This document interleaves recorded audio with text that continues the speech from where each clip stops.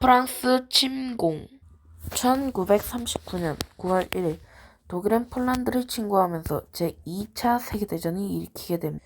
그 당시 독일의 히틀러는 전쟁을 못 일으킨다고 미네협정에서 서명하고 온 영국의 총리였던 네빌 체인벌린의 예상은 완전히 깨버리고 만다. 영국 정부는 네빌 체인벌린을 해임시키고 윈스턴 처칠을 임명하게 됩니다. 폴란드 침공을 마친 후 독일의 히틀러는 그 다음 침공지를 어디로 할지 고민하게 됩니다. 그 침공지 그 다음은 바로 덴마크와 노르웨이였습니다. 1939년 11월 독일은 덴마크를 침공하게 됩니다. 그 후 덴마크 점령 후 노르웨이까지 침공하게 됩니다. 그 후 자기가 원래부터 생각해왔던 프랑스 침공 계획을 준비해 오게 됩니다. 그러나 그 당시 프랑스를 침공할 수 있었던 방향은 벨기에와 네덜란드로 침공하는 수밖에 없었습니다. 그 이유가 뭐냐면요. 이 마지노선이 있었기 때문입니다. 마지노선은 벨기에 국경부터 프랑스 국경에서 벨기에 국경까지 이어지는 기다란 방어 요새입니다.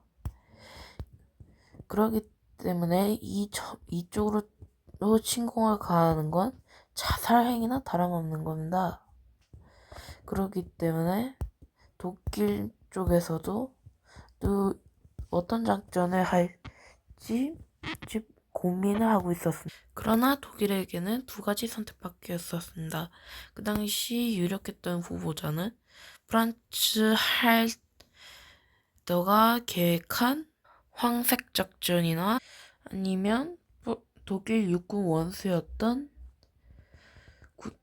구테리안이 제안한 나찔 작전입니다. 일단 황색 작전에 대해서 알려드리자면요. 제1차 세계대전 때 독일의 슐리펜 계획을 거의 모방해서 한 건데 벨기에가 네덜란드를 아예 전면적으로 침공하고 프랑스를 점령하겠다는 계획이 그리고 나찔 작전은 이 프랑스와 벨기에 국경 쪽에 있었던 아르덴 숲을 통과해서 연합군의 맥을 끊는다는 작전이었습니다. 그러나 그 당시 독일 간부들은 거의 대부분 황색 작전을 더 지지하게 됩니다. 그러나 황색 작전에서 나치 작전을 더 지지하게 되는 사건이 일어나게 되는데 1940년 1월 10일 독일군의 한 장교가 비행기를 타고 벨기에 국경 쪽으로 날고 있었는데 근데 갑자기 비행기에 문제가 생긴 거예요. 그래서 벨기에 불시착을 하게 되는데 근데 이 장교가 황색 작전에 대한 계획서를 들고 있었습니다. 그래서 프랑스, 벨기에, 네덜란드군은 다 깜짝 놀라게 됩니다. 그러자 독일도 황색 작전을 나치 작전으로 변경하게 1940년 5월 10일 독일은 마침내 프랑스를 침공하게 됩니다. 말대로 아르덴 숲을 빠르게 돌격하게 됩니다. 그 당시 독일군은 A, B, C라고 집단군이 있었는데 그중 주력은 A 집단군이었습니다. 일단 C 집단군은 C 집단군은 일단 마지노선에서 프랑스군을 견제하고 B 집단군은 벨기에와 네덜란드를 공격하고 그리고 B 집단군은 A 집단군은 당연하게도 아르덴 숲을 돌파해 영국과 프랑스군의 맥을 끊으러 갔었습니다. 영국군과 프랑스군은 연패를 거듭하게 되고 덩케르크까지 후퇴하게. 그러나 영국군은 그러나 독일군은 빠르게 덩케르크까지 조금씩 접근해오기 그러고는 갑자기 히틀러가 덩케르크 근처까지 왔는데도 정치 명령을 그러자 영국은 가능한 모든 선박, 군함을 총동원하여 그 당시 포위당하고 있던 영국 원정군 20만 명을 구출하게 됩니다.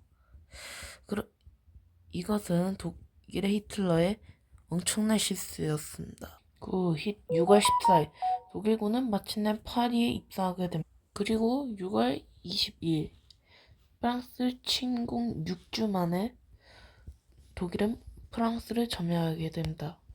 그 이후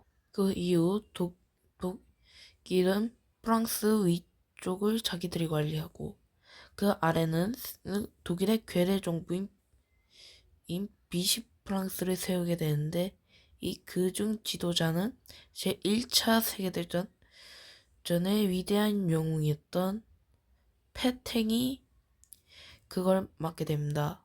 그 후 영국에도 또 샤를 드골이 설립 자유 프랑스 정부가 세워지게 됩니다.